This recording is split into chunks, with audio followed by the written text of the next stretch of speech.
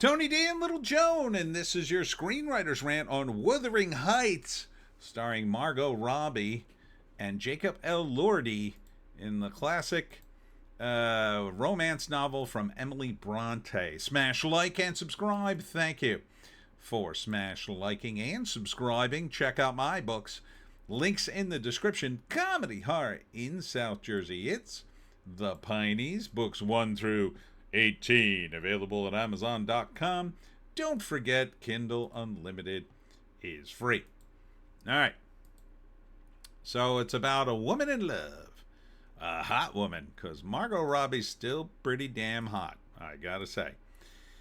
And she's in love with Jacob Elordi because of reasons. I don't know. I didn't read the book. I sort of skimmed the Wikipedia entry here. It's about landed gentry in the West Yorkshire moors. So the novel, influenced by romanticism and gothic fiction, is considered a classic of English literature. It's not for me, ladies. It's for you. It's for you, ladies. So the one thing in this trailer I'll tell you is this has some of the worst music I've ever heard. Charlie XCX. Oh, it's brutal on the ears. Valentine's Day, because it's a romantic movie. Directed and written by the screenplay by Emerald Fennell.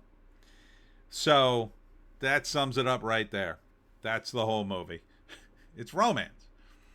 It's romance in the age where people wore corsets and they couldn't love who they wanted to love, and there was all sorts of intrigue. Oh, I'm so in love with him, but I can't have him, and it makes me want him even more. So you know how this rolls, especially the women who read this stuff. It's about a woman who's in love with a man she can't be with, and then they have a torrid affair, and then everything goes wrong, and either at the end they somehow get through it and get married, or they all die. I think they all die in this one, but I don't remember. I like I said, I skimmed the thing. So first act, Margot Robbie is living in this life in the moors there, the Yorkshire, West Yorkshire, and she's in love with handsome man Jacob Elordi, and she can't have him for reasons, because I don't know, he's poor, or he's from the wrong family, whatever. And then they have a torrid affair anyway, and there's all sorts of suggestive shots in this. I think it was the Fandom Pulse. I'm almost sure it was. They put out an article say I think it was an opinion piece saying that this was too sexy. I didn't think it was. I just thought it was the normal sort of stuff. It's suggestive, but it wasn't. There wasn't any nudity in it.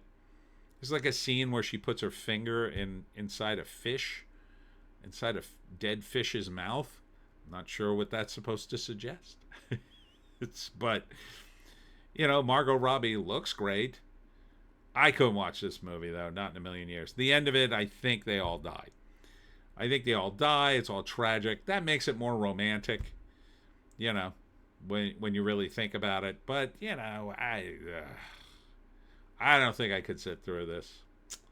I don't think I could. It's considered a classic. It's not my kind of classic, but whatever. Those of you who want to write romance, I read most of the classics. This was one I skipped. My eyes just glaze over for this kind of stuff. It's just deep, deep, deep into relationships and who loves who and why they love, and blah, blah, blah. Could be more boring to me. But ladies, this is for you. It's got everything. It's got everything you love. It has relationships. That's number one. It has wonderful clothes and sets to beat the band. It has men taking off their shirts. It has unrequited love. It has pining. It's got everything you love. You love it. So I don't blame you if this becomes the next thing that the Barbie fans goes and sees. I mean, it's classic. At least it's a classic. There's no denying that it was well written. It wouldn't have lasted this long if it hadn't been something to it. And it's on Valentine's Day. But do us all a favor. Don't drag your boyfriend to this. Okay? I mean, unless you're really going to... I mean, this is the gift. Dragging your boyfriend to this movie, that's the gift. If he sits through it without going through the whole thing. I mean, I got to tell you, though, the Charlie XCX music in this, brutal. It's just brutal. That's the worst thing about it. I think I could tolerate most of the rest, but that soundtrack, oh, I can't tolerate this soundtrack at all. It sounds terrible. It does not sound like a Victorian age soundtrack. See, I think that's Jacob Elordi watching her kiss another man. Oh, he's seething with rage. Look at these sets. Look at the furniture. I don't care about any of that. But so if you want to see, hot finger on fish action, here you go. Here you go.